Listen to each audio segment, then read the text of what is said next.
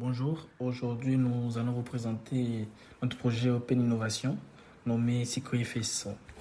Le projet a été réalisé par Dorine Béton, Franck Kechaga, Pierre-Louis Joubert, Sarah Cardozo et moi, Constantin Eyessi. Sans plus tarder, nous allons passer au plan de présentation. Nous allons commencer par la présentation de Securiface, la problématique, les objectifs, les stratégies de communication et offre, la réalisation et la mise en œuvre, avancement et les axes d'amélioration, et enfin par la démonstration.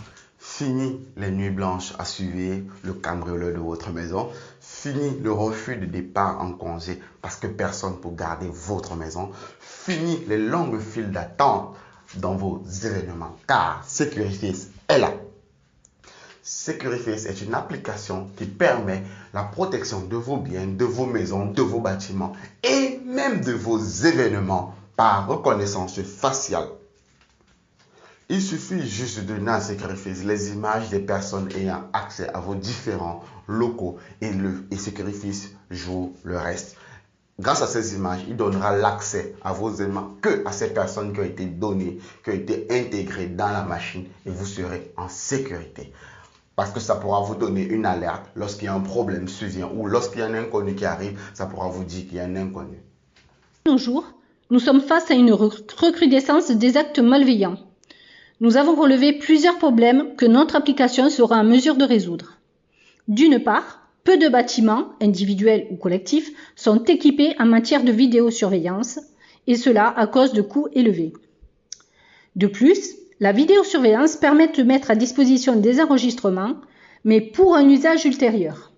Si nous souhaitons agir en temps réel, nous devons constamment être derrière l'écran, nous-mêmes ou un agent de sécurité, pour surveiller le bâtiment et donc lancer une alerte, transmettre une information. Afin de réaliser le projet, nous avons fixé des objectifs répartis en objectifs fonctionnels et objectifs non fonctionnels.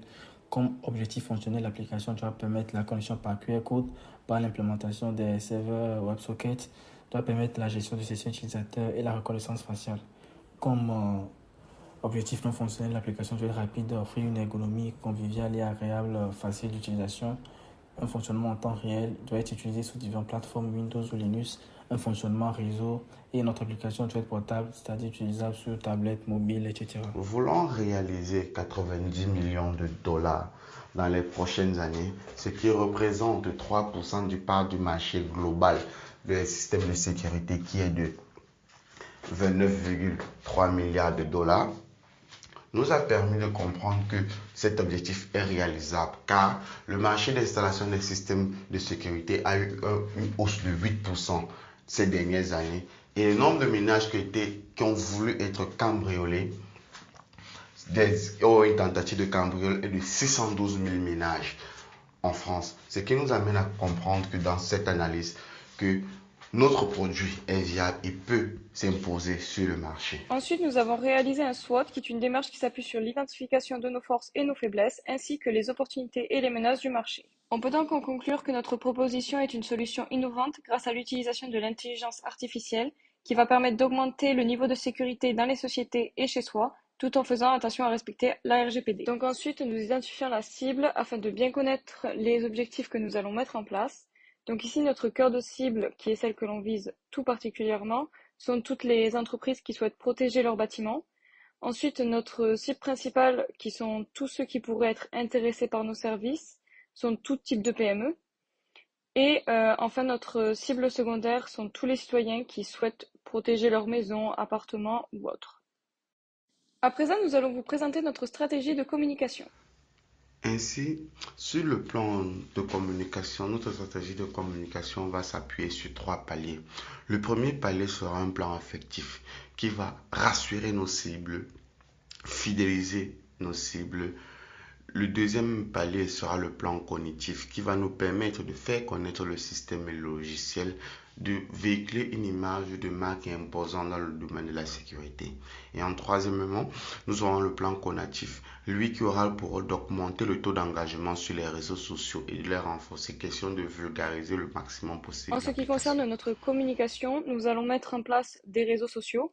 Donc tout d'abord, notre but est d'être présent sur LinkedIn pour générer des prospects B2B afin de développer notre réseau professionnel et afin de devenir une marque référente en matière de sécurité et d'expérience. Donc pour cela, nous allons créer des articles sur les évolutions en lien avec l'intelligence artificielle et la protection des données en entreprise, avec des présentations des avantages et des offres. Concernant les offres, nous allons entrer sur le marché avec 3 offres dans un premier temps. La première sera pour les particuliers qui auront eu besoin de quelques caméras que nous allons installer.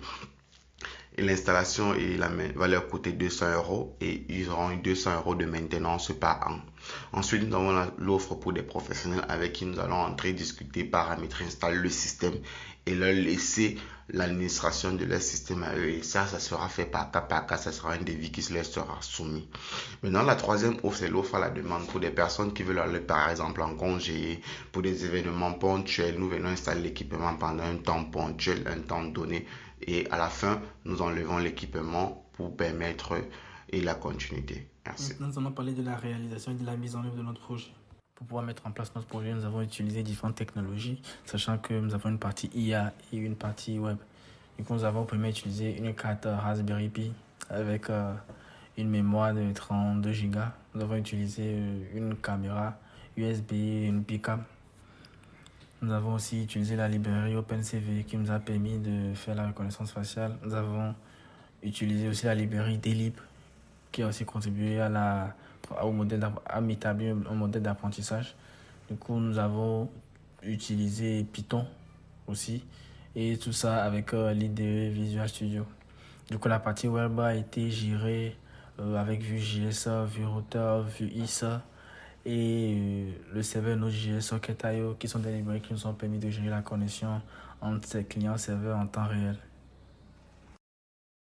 La mise en œuvre du projet a été réalisée selon différentes étapes. Pour gérer notre projet, nous avons pris 6 étapes. Tout le période de décembre 2021, nous avons fait l'expression du besoin, la définition du cahier de charge et la matrice fonctionnelle. Et dès janvier 2022, nous avons amorcé avec le développement et l'implémentation pour nous permettre d'avoir assez de marge de manœuvre pour pouvoir arriver en juin pour faire les tests fonctionnels et qui nous a la véracité de notre application. En méthode d'avancement du projet, nous avons l'application et la partie IA qui sont fonctionnelles, la connexion par QR code et la gestion des sessions utilisateurs qui sont effectives, l'intégration directe de la caméra et les alertes sur le tableau de bord à terminer. Comme masse d'amélioration, nous prévoyons intégrer des statistiques, faire des manipulations de la vidéo à partir du tableau de bord. Nous allons maintenant vous montrer une démonstration de notre projet. Recording is on. Voici les deux écrans de l'application. Donc l'écran de l'application mobile à gauche et à droite l'écran de l'application desktop. Donc, je vais me connecter en tant qu'administrateur. Donc tout d'abord, je tape l'email, puis le mot de passe et j'accède à la caméra sur le tableau de bord. Donc nous allons voir que la personne est bien reconnue, mais il pourrait y avoir d'autres personnes qui entrent dans la pièce. Je peux aussi choisir d'afficher la liste des utilisateurs ou de scanner le QR code pour pouvoir ouvrir la session sur Desktop. Donc, je choisis de scanner le QR code. Donc, voici le scanner. J'active le QR code.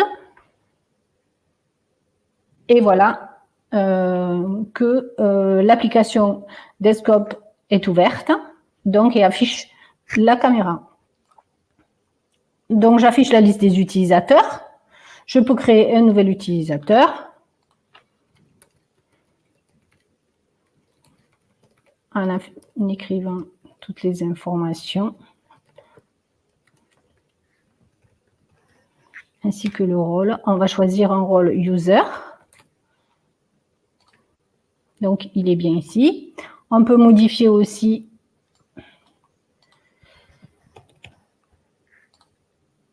voilà, ou le supprimer. Donc maintenant, je vais me déconnecter. Je peux me reconnecter en tant qu'utilisateur.